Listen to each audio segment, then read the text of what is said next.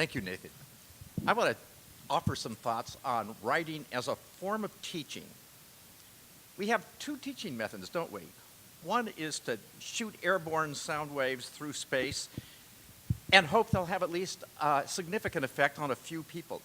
The other is to create squiggles that reflect light. We call this writing in hopes of having a larger influence on a large unseen audience. I think of writing as really a form of teaching to unseen students out there. And as we do so, we have three purposes. One is to serve the public, as Eli was just explaining. We want to discern wisdom, to inform, to expand minds, to provoke thought, to increase compassion, to delight with wordplay, to engage hearts. And we also want to serve our field by increasing public understanding and appreciation and support for our field. And we want to learn. For me as a writer, one of the great joys of writing is that I learn something new every day. Where does the urge to write begin? My friend, the clinical psychologist Mary Pfeiffer, in her book, Writing to Change the World, invites us to ask these questions. What points do you repeatedly make? What do you go on rants about? What do you talk about? What do you, but not most others, know to be true? What do you think really needs to change? What can you write that likely won't get written unless you write it? Our answers to those questions are often the germ, the basis that gives us the passion to write. Now, when it comes to writing venues, there are various venues that I think all of us on the panel have engaged in. Eli is a master op-ed contributor. Liz has a brilliant new trade book. John Tierney is, in my view, one of the world's great science writers. In thinking about what value I could add to this, I thought maybe I could offer some reflections on how we go about the process of communicating with college and university students through textbooks, and then to reflect on some practical advice and lessons that I've learned from 3 decades doing this. There is something to say for eyeball-to-eyeball teaching that textbooks can't do. Eyeball-to-eyeball teaching offers personalized engagement, real-time give and take, live demonstrations, but there are also strengths to creating careful text packages. Compared with home-brewed materials, I think all textbooks tend to be more comprehensive, more tightly organized, more carefully reviewed and edited with higher quality standards, more efficiently presented, more attractively packaged, more effectively supplemented, especially now in the digital age. And think about this. Textbooks serve our democracy. They serve an egalitarian purpose by making the same information available to all, rich and poor, whether you're at Stanford or Stanford. James Madison noted in 1825 that the advancement and diffusion of knowledge is the only guardian of true liberty.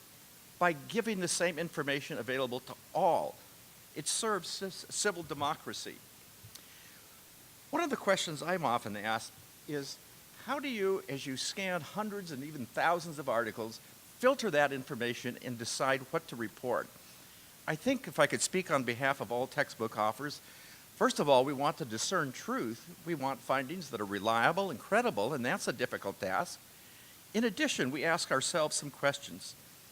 As I look at a study, I might be asking, is this important? Is it significant for psychological science? Does it advance human understanding? Is this something an educated person should know about?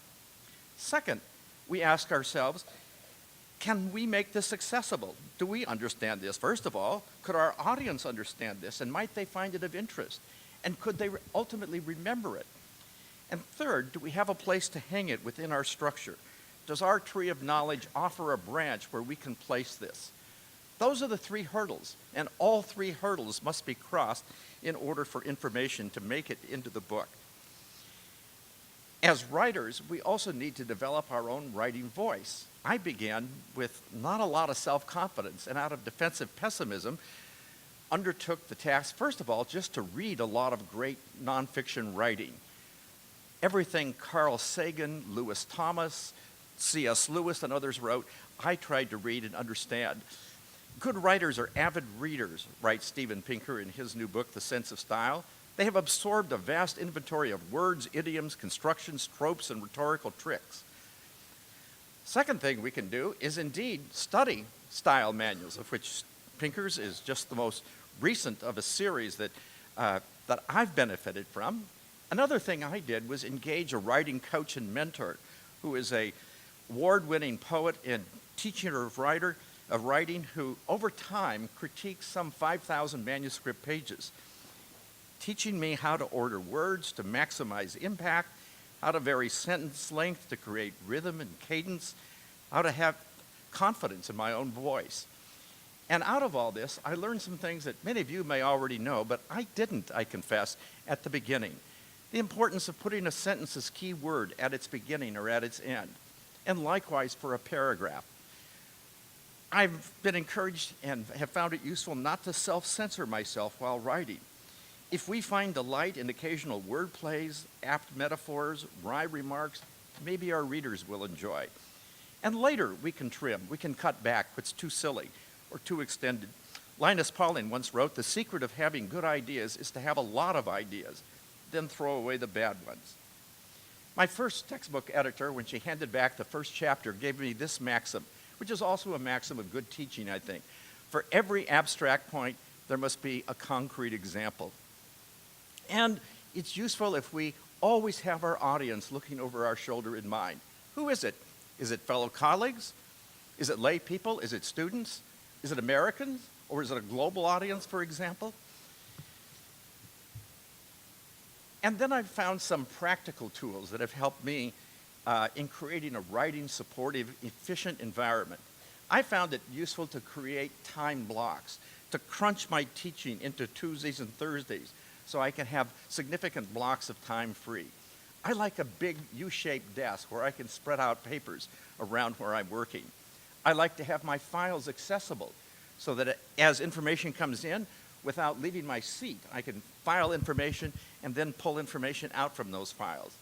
I found it useful to delegate every task I can to somebody else, giving that person work and also enabling me to focus on what's useful.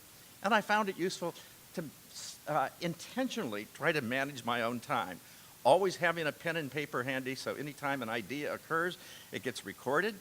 I found it useful to get away from the internet, to leave my computer behind and spend an hour in the morning and the afternoon in coffee shops. Nathan is somebody who can multitask on many projects at a time. I tend to work better focused on one thing at a time till it's completed. I've also found it efficient to read things just once. I used to read journal articles and then file them, and then a year and a half later I'd have to reread them because I'd largely forgotten what I'd read. So I read just enough to know whether it's of use and possible interest, and then to file it. And I've learned that it's helpful to sometimes just say no. Every time I realize I say yes to some use of my time, I'm implicitly saying no to some alternative use of that time. Sometimes I do want to say yes because it's a priority person, it's a priority request. But people will very freely ask us for our time who would not ask us for the monetary equivalent of that time. And so sometimes we need to say no and refer them to other people who can serve their needs better. And I found it useful to break big, intimidating tasks down into small objectives and goals. And we even have project management spreadsheets where we take chapters and they go through stages and we put dates on them over time. Each little date on that is a manageable task and a manageable amount of time. Grain by grain a loaf, stone by stone a castle. Finally, I just thought I'd offer a few reflections on lessons I've learned through this process. First is that it takes me about 3/4 the time to do the first half of the work. It's hard to get started very often. Well begun is half done. Secondly, any big writing project seems to have 4 phases. First is the joy of contemplation, the fantasy of how great this is going to be and how much people are going to love this. Second is the struggle to begin and actually execute and meet the deadline. Third is the pride at completion. Yeats once wrote, "I am very foolish over my own book. I have a copy which I constantly read and find very illuminating. I love to reread and just savor something I've just written." But then there comes the 4th stage when you shift over time to disinterest or regret. Now your mind has moved on and you could care less about what you just wrote, and if you reread it, you live with regret at the infelicitous narrative that's in that. Third lesson I've learned is that writing can be lonely work. Some of the best writing happens on a Saturday afternoon in the middle of July when there's nobody else around. All my major works have been written in prison, said Nehru. I would recommend prison not only to aspiring writers, but to aspiring politicians too. Fourth, teaching psychological science through writing requires seeing connections in the big picture, but it doesn't require brilliance. Dean Keith Simonton has noted there's a curvilinear relationship between intelligence and leadership. It helps to have enough intelligence to be able to grasp our field, for example, and understand what the great minds are doing, but maybe not so much intelligence that you're out of touch with the people to whom you're communicating. So I don't think you have to be brilliant to engage in this activity. Fifth, we don't get pellets unless we bar press. The world has us on a partial reinforcement schedule. One of my trade books set an agent's house record with 36 rejections before it got accepted. Six, although most people are kind, not everybody will love what we do.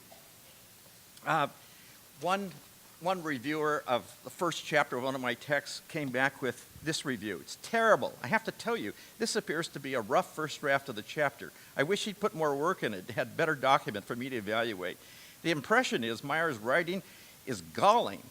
I thought he was supposed to be a good text writer. I no longer think so. I've had reviewers tell my editors that my writing was so bad that they should just discard it and give them the contract to write the book. But there's also praise over time. And you know what? As praise and criticism accumulates over time, its power to elate or depress lessens. If you're a younger psychologist and you get rejected, you will be deflated and depressed. If you get accepted in praise, your head may explode. But over time, as you accumulate a mountain of feedback, any new bit of feedback, positive or negative, doesn't have the power to either explode your head or keep you awake at night. And finally, and this is my last thought, teaching psychology, whether by vibrating air or squiggles and light rays, is really a wonderful vocation. We write to change the world. We write to expand people's frames of reference. We write to excite curiosity. We write to restrain intuition with critical thinking. We write to replace judgmentalism with a deeper understanding. And in the moments when we succeed, we've done something worth doing. Words, said Elie Wiesel, can sometimes, in moments of grace, attain the quality of deeds. And so teaching through writing is, I think, for many of us, a great pleasure and also a worthwhile challenge.